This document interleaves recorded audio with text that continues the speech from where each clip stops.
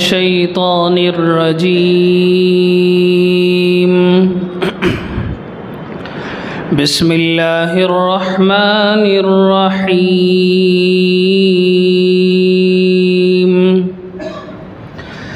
या बनी इस्राईल अज़्कुरू निअमती अल्लती अनअमतु अलैकुम व औफू बिअहदी औफि बिअहदिकुम व इय्याय फरहबून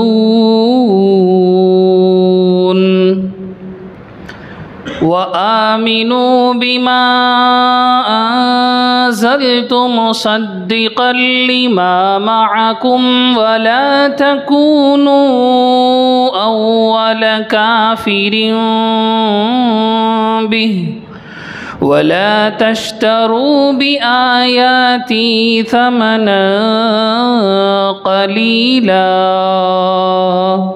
व इय्याय फत्तक़ून वला तल्बिसुल हक़्क़ बिलबातिल व तक्तुमुल हक़्क़ व अंतुम तअलमून व अक़ीमुस्सलात व आतुज़्ज़कात वरकऊ मअर्राकिईन। सदक़ल्लाहुल अज़ीम। इन्नल हम्दुलिल्लाह नहमदुहु व नस्तईनुहु व नस्तग़फिरुहु व नुअ्मिनु बिही व नतवक्कलु अलैहि व नऊज़ु बिल्लाहि मिन शुरूरि अनफुसिना व मिन सय्यिआति अअमालिना मन यहदिहिल्लाहु फला मुज़िल्ल लहु व मन युज़लिल्हु फला हादिय लहु व नशहदु अन ला इलाहा इल्लल्लाहु वहदहु ला शरीक लहु व नशहदु अन्न सय्यिदना व मौलाना मुहम्मदन अब्दुहु व रसूलुहु अम्मा बअद। अल्लाहुम्मा सल्लि अला सय्यिदिना मुहम्मद व अला आलिहि व अस्हाबिहि व अत्बाइहि अजमईन इला यौमिद्दीन। सब किस्म की तारीफ़ें, बड़ाई, किब्रियाई सिर्फ़ और सिर्फ़ अल्लाह वहदहु ला शरीक लहू के लायक है और बेशुमार अनगिनत दुरूदो सलाम नाजिल हो मेरे और आपके आका ताजदार मदीना फ़ख्र मौजूदात सय्यिदुल कायनात शफ़ीउल मुज़निबीन ख़ातमुन नबिय्यीन हज़रत मुहम्मदुर रसूलुल्लाह सल्लल्लाहु अलैहि वसल्लम पर, जिनको अल्लाह रब्बुल इज़्ज़त ने सारे इंसानों की तरफ आखिरी नबी और आखिरी रसूल बनाकर भेजा। आपके बाद क़यामत तक कोई नया शख्स नबी या रसूल नहीं बन सकता। बुज़ुर्गान मुहतरम, सूरतुल बक़रा की आयत नंबर 40 की तफ़सीर हम कर रहे थे। गुज़िश्ता हफ्ते मैंने आपके सामने ये बात रखी थी कि ये आयत जो मैंने तिलावत की हैं ये रुकू नंबर 5 से ताल्लुक़ रखने वाली आयत है और मैंने बहुत तफ़सील के साथ कुरान मजीद की आयतों और सूरतों के दरमियान एक जोड़ होता है, एक कनेक्शन होता है। उलमा ने मुस्तकिल तौर पर उस कनेक्शन को, उस जोड़ को बयान फरमाया है। उसको तफसीर की टर्मिनोलॉजी में रब्त बैनल आयात कहते हैं। मैंने उस पर बहुत तफसील के साथ गुज़िश्ता हफ्ते आपके सामने रोशनी डाली। ये रुकू शुरू होता है आयत नंबर 40 से। आयत नंबर 30 पर 9 तक के अंदर अल्लाह रब्बुल इज़्ज़त ने पूरे इंसानों से मुखातबत की, पूरे इंसानों को सामने रखकर उनकी अज़मत, उनकी अहमियत, पूरे यूनिवर्स में उनका मकाम क्या है, उनका दर्जा क्या है, रब्बुल इज़्ज़त ने उसको बहुत तफसील के साथ आयत रुकू नंबर 4 के अंदर डिस्कस फरमाया था। इस रुकू के अंदर मैंने गुज़िश्ता हफ्ते जो बातें आपके सामने रखी थी, अगर उसकी एक झलक आपके जहन में मौजूद हो तो आप समझ सकते हैं कि इस रुकू से अल्लाह रब्बुल इज़्ज़त बनी इसराइल से मुखातबत शुरू फरमा रहे हैं, बनी इसराइल को मुखातब बना रहे हैं। मैंने आपके सामने बात रखी थी कि कुफ़ार दो तरीक़ों पर हैं। एक वो लोग जो किसी आसमानी दीन को मानते नहीं, जो किसी आसमानी दीन को फॉलो करने के दावेदार नहीं, वो लोग बस अपना एक रिलीजन है, अपना एक कल्चर है, अपना एक धर्म है, अपना एक मज़हब है, उस पर चल रहे हैं। और बाज़ कुफ़ार ऐसे हैं जो आसमानी दीन पर अमल करने का दावा करते हैं कि हम लोग फ़लाने नबी को मानने वाले हैं, हम लोग फ़लानी किताब के फॉलोवर्स हैं, ये कहने वाले लोग भी दुनिया में मौजूद हैं। तो इस हिसाब से इस दुनिया के अंदर तकरीबन 4000 से ज़ायद रिलीजियंस पाए जाते हैं। उनको हम टोटली 2 हिस्सों में डिवाइड कर सकते हैं। 4000 से ज़ायद दीन पाए जाते हैं, मज़ाहिब पाए जाते हैं इस पूरी धरती के ऊपर। हमारे सामने तो सिर्फ 2-3 का तज़किरा है, 2-3 को हम पहचानते हैं, लेकिन इस पूरी धरती पर 4000 से ज़ायद रिलीजियंस हैं। उनको हम टोटली 2 हिस्सों में तकसीम कर सकते हैं। एक हिस्सा उन रिलीजियंस का है जिनका आसमान से कोई ताल्लुक़ नहीं, उनका दावा नहीं कि हम आसमानी किसी किताब को मानते हैं, हम किसी नबी को मानते हैं, उनका दावा नहीं। जैसे हमारे यहाँ हिंदू मज़हब के लोग हैं, हिंदू मज़हब को मानने वाले हैं, कि उनका दावा नहीं कि वो लोग किसी आसमानी किताब को मान रहे हों, किसी आसमानी पैगंबर को मान रहे हों, उनका दावा नहीं। बाज़ मज़ाहिब वो हैं जिनका दावा है कि हम आसमानी किताबों को मानते हैं, हम आसमानी नबियों को मानते हैं। जैसे क्रिश्चियनिटी हो गए, उनका दावा है कि हम इंजील को मानने वाले हैं, हम तौरेत को मानने वाले हैं, हम ज़बूर को मानने वाले हैं, हम हज़रत ईसा अलैहिस्सलाम को मानने वाले हैं। इसी तरह यहूदी हो गए, उन लोगों का दावा है कि हम तौरेत को मानने वाले हैं, हम मूसा अलैहिस्सलाम को मानने वाले हैं, ये उनका दावा है। यहूदी ही असल में बनी इसराइली थे। जब ईसा अलैहिस्सलातु वस्सलाम बनी इसराइल की तरफ नबी बनाकर भेजे गए, तो जिन लोगों ने ईसा अलैहिस्सलाम को एज ए रसूल, एज ए प्रॉफिट एक्सेप्ट कर लिया, वो लोग आगे जाकर नसारा बन गए।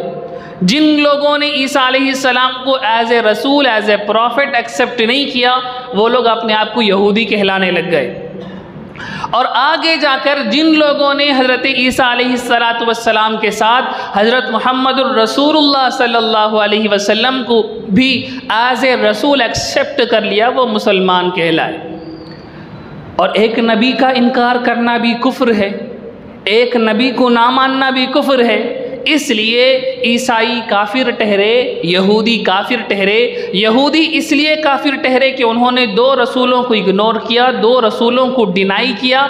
एक हज़रत ईसा अलैहिस्सलाम है और एक हज़रत मुहम्मद रसूलुल्लाह सल्लल्लाहु अलैहि वसल्लम है।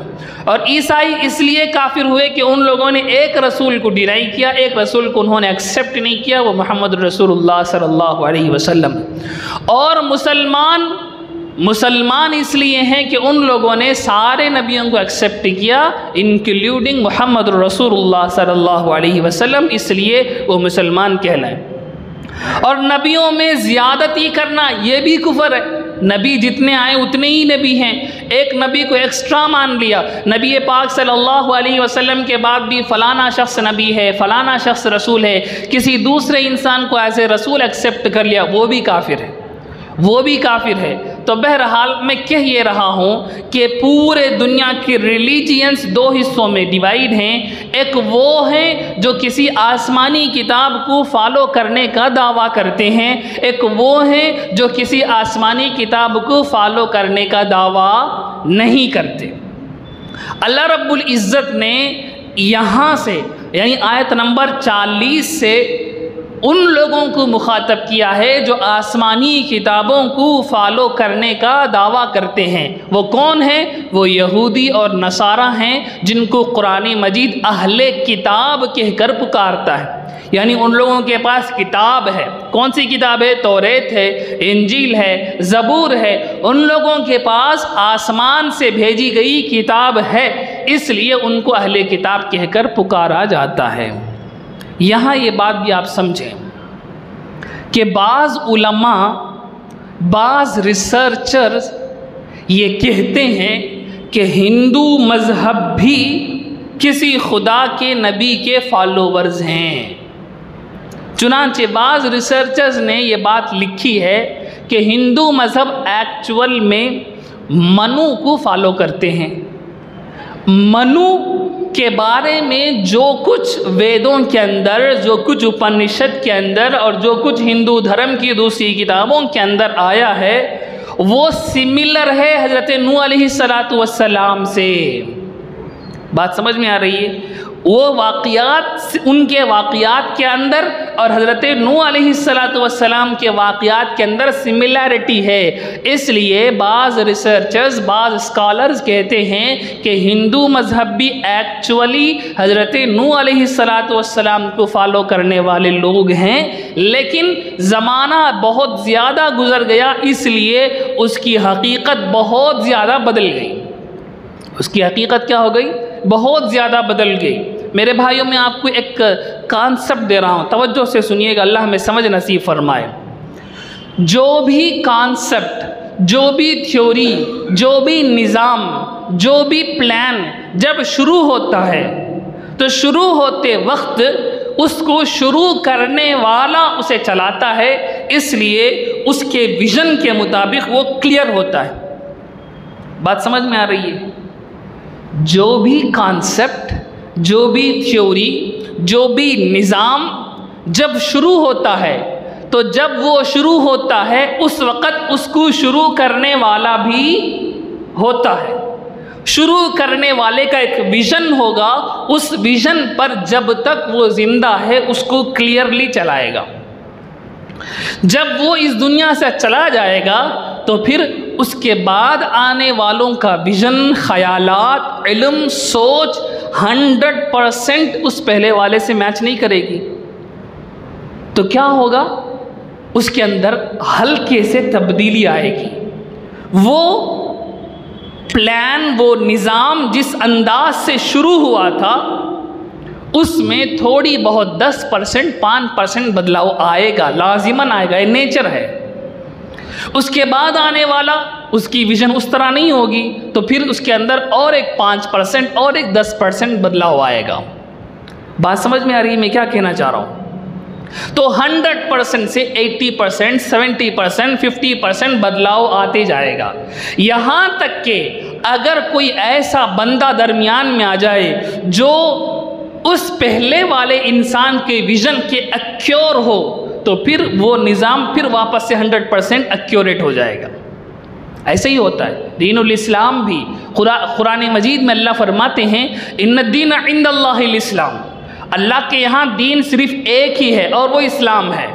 तो यहाँ दो ही किस्म के लोग हैं, इस्लाम को फॉलो करने वाले, इस्लाम को फॉलो ना करने वाले, तीसरी कोई कैटेगरी नहीं है। और ये सिर्फ हमारे नबी अलैहिस्सलातु वस्सलाम के आने के बाद से नहीं, आदम अलैहिस्सलातु वस्सलाम के ज़माने से ही कॉन्सेप्ट है। आदम अलैहिस्सलातु वस्सलाम भी इस्लाम लेकर आए थे। आदम अलैहिस्सलातु वस्सलाम भी दीनुल इस्लाम पर ही भेजे गए थे। अब आदम अलैहिस्सलातु वस्सलाम डायरेक्टली अल्लाह के नबी थे, इसलिए उन्होंने 100% एक्यूरेट दीन को चलाया। जब उनका इंतकाल हो गया तो उनके बाद आने वाले लोगों को उतनी ज़्यादा नॉलेज नहीं थी, उनको नबूवत नहीं मिली थी, उनको वही के ज़रिए से तरबियत नहीं की जा रही थी, इसलिए वो इस्लाम के अंदर हल्के से तब्दीलियाँ आने लगीं। जब 80%, 70% एक्चुअल इस्लाम बदलने लगा तो अल्लाह के दूसरे नबी को भेजे, उन्होंने आकर उस दीन को फिर 100% एक्यूरेट बनाया। फिर उनके जाने के बाद फिर लोगों के अंदर तब्दीलियाँ आई, ज़माना गुजरने लगा, फिर क्या हुआ, फिर वो 100% से 80%, 70% तक आया। फिर अल्लाह तीसरे नबियों को भेजा। तीसरे नबी आए और उन्होंने अल्लाह की वही के ज़रिए से उस दीन को एक्यूरेट 100% तक ले गए। बात समझ में आ रही है? अब इस बीच में एक दूसरी कैटेगरी भी पैदा हो जाती है। वो कौन? बाद में आने वाले नबी को ना मानने वाले हैं। मिसाल के तौर पर हज़रत नूह अलैहिस्सलातु वस्सलाम आए, अल्लाह की वही लेकर आए, उन्होंने एक्यूरेट 100% दीन को नाफिज कर दिया, दुनिया के सामने पेश कर दिया। नूह अलैहिस्सलातु वस्सलाम के पास कौन लोग ईमान लाए? जो लोग उनको ईमान लाए बस वो ज़िंदा थे, बाकी सारे तूफ़ान में आकर ख़त्म हो गए। दुनिया की इस धरती पर कोई भी काफिर मौजूद नहीं था। फिर कुफ्र कैसे आया? फिर कुफ्र कैसे आया? मैं वो समझा रहा हूँ। 100% नूह अलैहिस्सलातु वस्सलाम ने दीन को समझा दिया, लोगों के सामने पेश कर दिया। ज़माना गुजरने के साथ साथ उतनी एक्यूरेसी बाकी नहीं रही। बाद में अल्लाह ने किसी दूसरे नबी को भेजा तो अब लोग दो तरह के हो गए। बाज़ लोग वो हैं जो उस नबी को एक्सेप्ट कर लिए, उन्होंने एक्यूरेट 100% दीन को अचीव कर लिया, पा लिया। और जिन लोगों ने उस नए नबी को एक्सेप्ट नहीं किया, वो उसी पुराने दीन में जो डिस्ट्रॉय हो गया था, जो करप्ट हो गया था, जिसके अंदर खराबियाँ आ गई थी, उसी दीन पर बाकी रहे। बात समझ में आ रही है? तो अब लोग वो हैं जो नबी को मान रहे हैं, वो 100% एक्यूरेट दीन पर हैं, और वो लोग हैं जो नबी को नहीं मान रहे हैं, वो 70%, वो 60% ही दीन पर बाकी है। बात समझ में आ रही है? अब फिर ज़माना गुजरने गया तो दूसरे नबी यानी नूह अलैहिस्सलातु वस्सलाम ने जो 100% एक्यूरेटी दीन के अंदर लाई थी, वो भी कम होते गई, कम होती गई, कम होती गई, यहाँ तक कि वो दीन भी करप्ट होने लगा। तो अल्लाह एक तीसरे नबी को भेज दी। इस तरह ये सिलसिला चलता गया, चलता गया, चलता गया, चलता गया, यहाँ तक कि जब अल्लाह ने देखा कि पूरे इंसानों की मेच्योरिटी अच्छी हो गई है, डेवलप हो गई है, इससे ज़्यादा मेच्योरिटी अब इंसानों के अंदर नहीं आएगी, इंसान अपने हाई लेवल इंटेलेक्चुअल को अचीव कर चुके हैं, तो अल्लाह रब्बुल इज़्ज़त ने आखिर में हज़रत मोहम्मद रसूलुल्लाह सल्लल्लाहु अलैहि वसल्लम को भेजा। लेकिन नेचर तो है, ज़माना गुजरने के साथ साथ उसके अंदर ख़राबियाँ आएंगी। तो उम्मत मुहम्मदुर रसूलुल्लाह सल्लल्लाहु अलैहि वसल्लम में भी इसी तरह से ख़राबियाँ पैदा हुई। उसी को हम बिदअत कहते हैं, उसी को हम रसूमात कहते हैं, उसी को हम ख़राबियाँ कहते हैं। लेकिन उसको कैसे क्योर किया जाएगा? नबी तो नहीं आएगा, अल्लाह ने उसके लिए अल्टरनेट एक सिस्टम बनाया, उसी को उलमा कहते हैं। उसी सिस्टम को क्या कहते हैं? उलमा कहते हैं। उलमा हर ज़माने में मौजूद हैं, हर ज़माने में मौजूद रहेंगे, जो एक्यूरेट दीन को उसी एक्यूरेसी के साथ, जिस एक्यूरेसी पर मोहम्मद रसूलुल्लाह सल्लल्लाहु अलैहि वसल्लम लाए थे, उसको बाकी रखेंगे। सुभान अल्लाह, क्या प्यारा निज़ाम है। आप समझ रहे हैं मैं क्या कहना चाह रहा हूँ? ये मैंने एक बड़ा कॉन्सेप्ट आपको दिया है, अगर आपने इसको डाइजेस्ट कर लिया है, हज़म कर लिया है, तो इसका मतलब है आपने पूरी इस्लामिक हिस्ट्री समझ गए। आप पूरी इस्लामिक हिस्ट्री समझ गए, आपको अब पढ़ने की ज़रूरत ही नहीं। इस्लामिक हिस्ट्री यही हो रहा है। दीनुल इस्लाम को हम इसीलिए कहते हैं, इसीलिए हम कहते हैं कि जो दीन को मानेगा वही जन्नत में जाएगा, जो दीन को नहीं मानेगा वो जहन्नम में जाएगा। वैसे ही नहीं कह रहे हैं, इसीलिए हम कह रहे हैं कि एक्चुअल दुनिया के अंदर इस्लाम ही एक मज़हब है, उसके अलावा और कोई मज़हब है ही नहीं, और कोई मज़हब है ही नहीं। वो सारी बीमारियां हैं, वो सारी बीमारियां हैं, वो सारी अंदरूनी बीमारियां हैं। उन बीमारियों को क्योर करना पड़ेगा। दूसरे मज़ाहिब जो देखने में रिलीजियन नज़र आते हैं, रियलिटी में वो रिलीजियन नहीं है, इस्लाम से हटे हुए लोग हैं। बात समझ में आ रही है? सुभान अल्लाह। तो मैं कह ये रहा हूँ कि इस तरह से बनी इसराइल भी एक नबी को न मानकर, दो नबियों को न मानकर, दीनुल इस्लाम जो एक्यूरेट दीन था अल्लाह का, उससे हट गए। अब उनके पास तो किताब है, और जिन लोगों के पास किताब नहीं है उनसे डील करने का तरीक़ा अलग होगा, उनसे अप्रोच अलग होगी। और जिन लोगों के पास किताब है, अल्लाह की भेजी हुई किताब है, उनके साथ डीलिंग अलग होगी। तो अल्लाह रब्बुल इज़्ज़त ने बनी इसराइलों के साथ अलग डीलिंग की है। वो डीलिंग यहाँ से शुरू होती है। वो डीलिंग क्या होती है? यहाँ से शुरू होती है। अल्लाह रब्बुल इज़्ज़त इन आयतों में क्या कहते हैं? बनी इसराइल के लोग, तुम क्या खामखा मोहम्मद सल्लल्लाहु अलैहि वसल्लम को इनकार करते हो? तुम्हारी तो ये हैसियत है, तुम्हारी तो ये दर्जा है, तुम्हारे ऊपर तो हमने इतनी नेमतें की हैं, तुम्हारे ऊपर तो हमने इतना बड़ा फजल किया है कि तुम्हारे अंदर हमने नबियों को भेजा, तुम्हारे बाप दादाओं की ये हालात थी, तुम क्यों एक नबी को इनकार कर रहे हो? इनका अप्रोच अलग है। अल्लाह रब्बुल इज़्ज़त वही अप्रोच यहाँ से शुरू फरमा रहे हैं। आयत है, या बनी इसराईल अज़्कुरू निअमती अल्लती अनअमतु अलैकुम। ए बनी इसराइल के लोगों, ए यहूदियों, ए अहले किताब, उज़्कुरू, तुम याद करो, निअमती अल्लती अनअमतु अलैकुम, मेरी उस निअमत को जो मैंने तुम लोगों पर किया था। अपनी नेमतों को याद करो। तुम्हारी हिस्ट्री पढ़कर देखो कि हमने तुम्हारे ऊपर कितना फजल किया है। आगे आयतें आएंगी। अल्लाह ने हर जगह उनकी दस्तगीरी की। फ़िरौन के पास फंसे, अल्लाह ने मूसा अलैहिस्सलातु वस्सलाम को भेजकर उनको फ़िरौन के चुंगल से छुड़ाया। दरिया के पास आकर फंसे, अल्लाह ने दरिया को उनके लिए फाड़ डाला।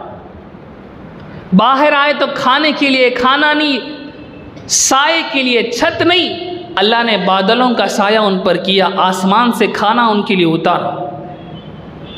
अल्लाह ने नबियों को लगातार उनके पास भेजते रहे। इतनी सारी नेमतें हमने तुम पर की हैं, तुम उनको याद करो। आगे वो सारी नेमतें अल्लाह डिटेल से अगली आयतों में बयान फरमाएंगे। उस वक़्त मैं इन सारी चीज़ों की तशरीहात भी आपके सामने रखूँगा।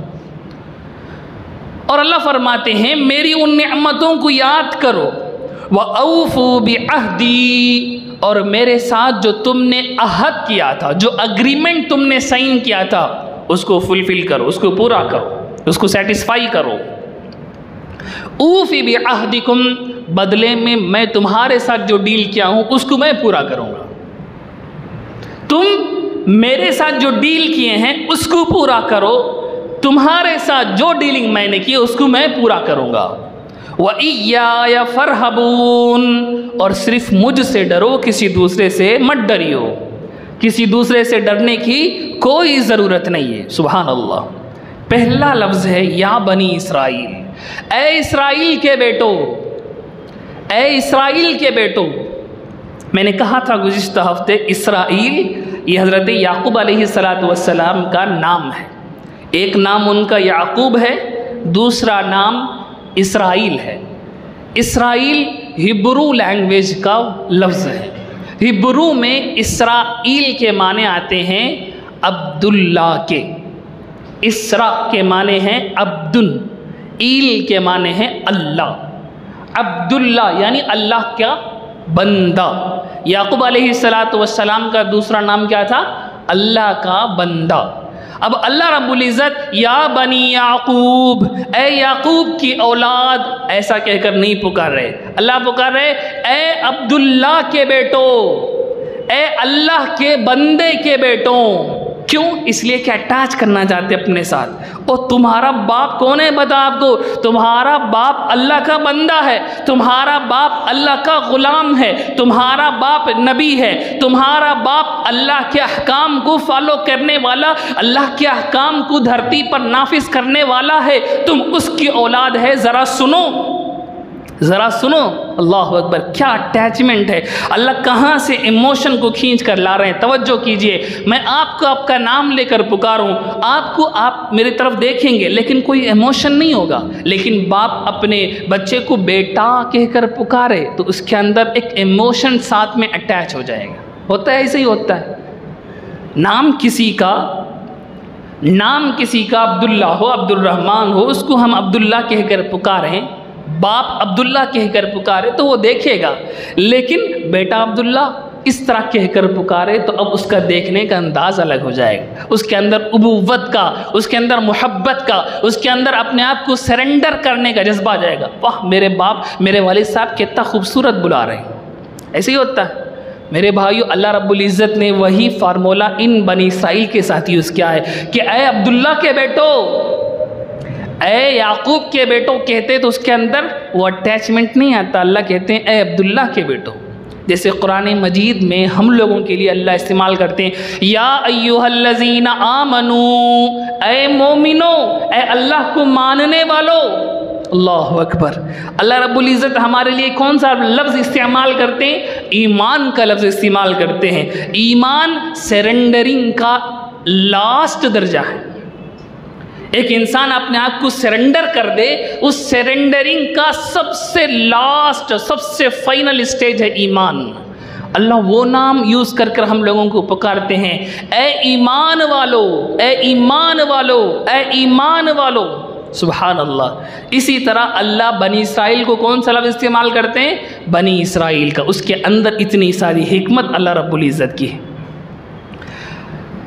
अल्लाह रब्बुल इज़्ज़त इस आयत में फरमाते हैं औफू बिअहदी, तुमने तौरेत के अंदर मेरे साथ जो डील की है उसको पूरा करो। क्या डील की थी? कुरान मजीद ने उसको दूसरी कई जगहों में बयान फरमाया है। एक जगह अल्लाह फरमाते हैं वलक़द अख़ज़ल्लाहु मीसाक़ बनी इसराईल व बअसना मिनहुम इस्नई अशरा नक़ीबा। अल्लाह ने बनी इसराइल के साथ एक मुआहदा किया था।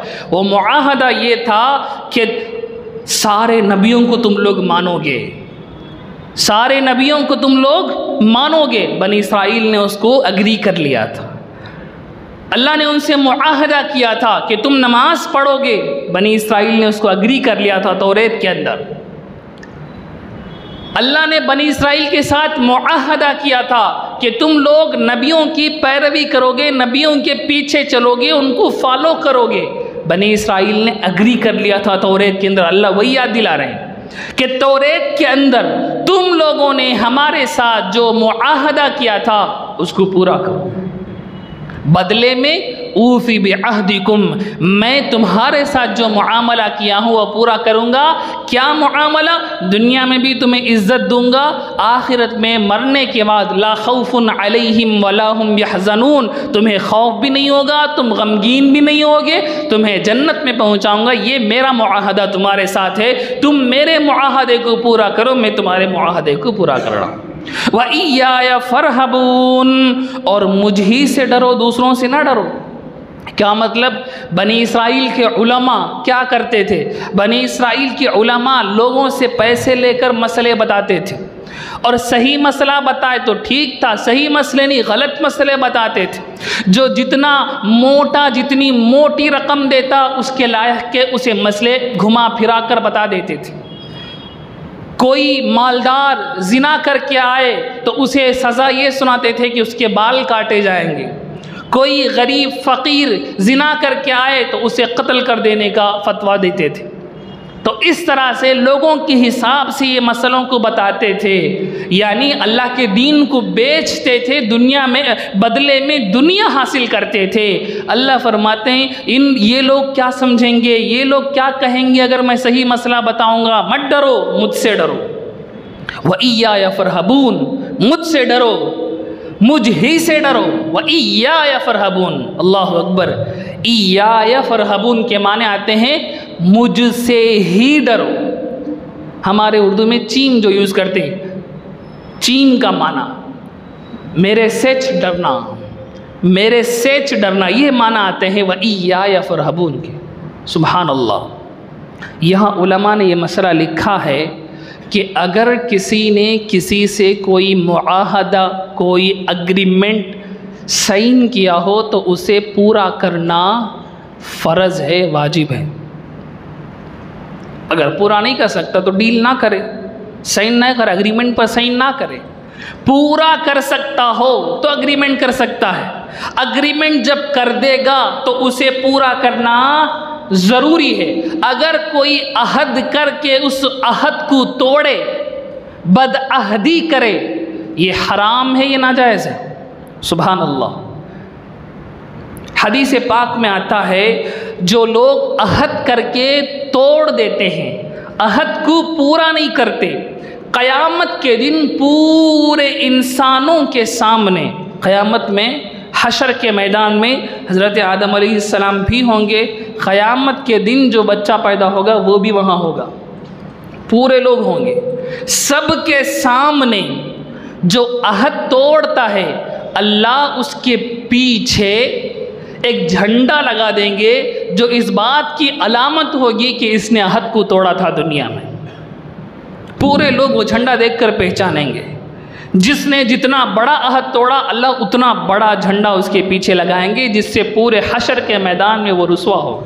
मेरे भाइयों, अहद अगर हम कर सकते हैं तो फिर करें। किसी से भी कोई भी एग्रीमेंट आप कर रहे हैं, आपके बिजनेस के एग्रीमेंट हो, आपके घर का एग्रीमेंट हो, आपके किराए का एग्रीमेंट हो, किसी भी तरह का एग्रीमेंट हो, किसी भी तरह का मुआहदा हो, अगर पूरा कर सकते हैं तो मुआहदा करें। अगर पूरा नहीं कर सकते हैं तो बात साफ साफ होनी चाहिए। आज हम देखते हैं लोग मुआहदा कर लेते हैं, एग्रीमेंट कर लेते हैं। एग्रीमेंट के लिए लिखाई पढ़ाई भी ज़रूरी नहीं है, ज़बान से बोल दे वो भी अहद है। अल्लाह को हमने लिख कर तो नहीं दिया था कि आपको हम खुदा मानते हैं।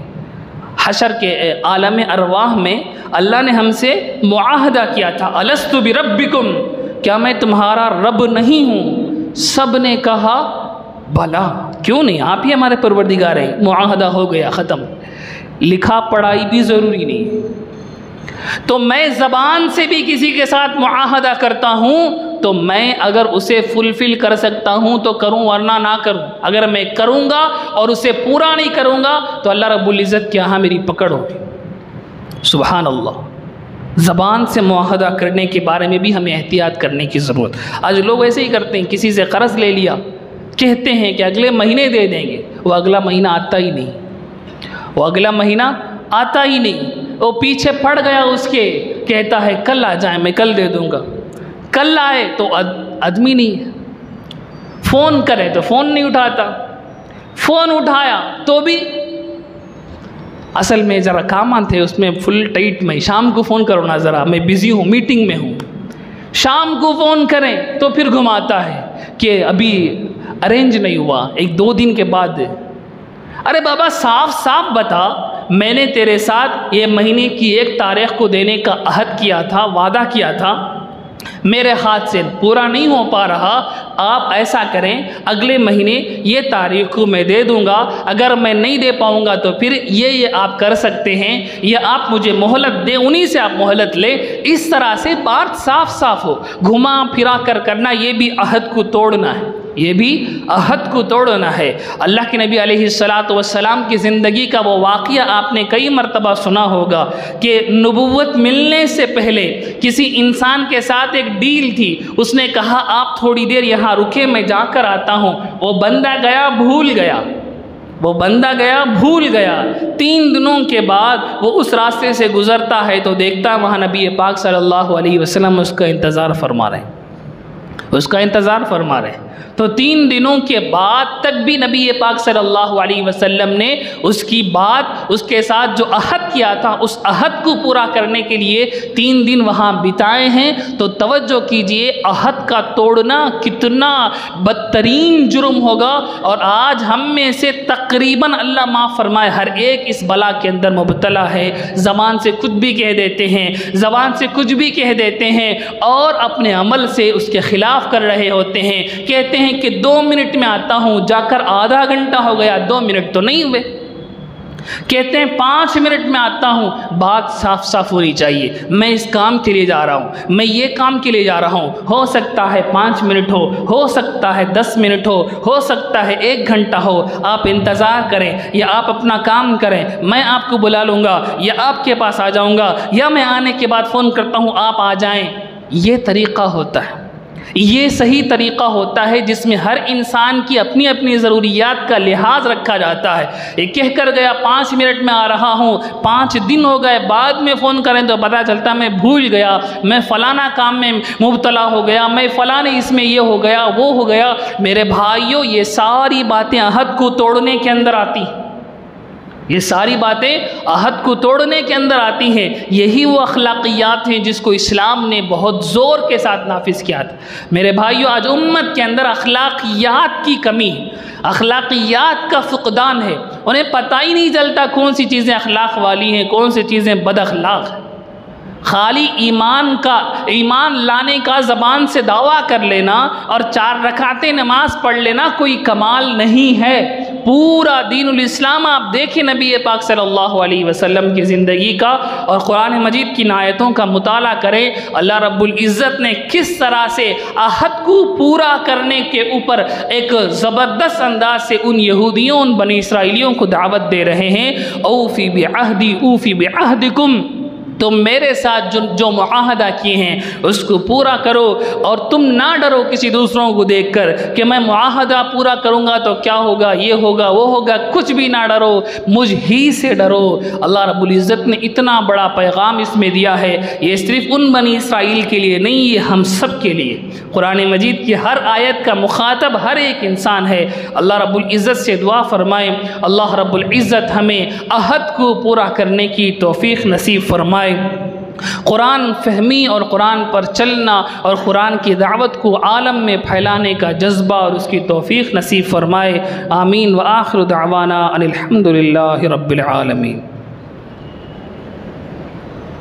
लकल हम्दु व लकश शुक्र या अल्लाह। अल्लाहुम्मा सल्लि अला सय्यिदिना मुहम्मद व अला आलि सय्यिदिना मुहम्मद व बारिक व सल्लिम अलैहि।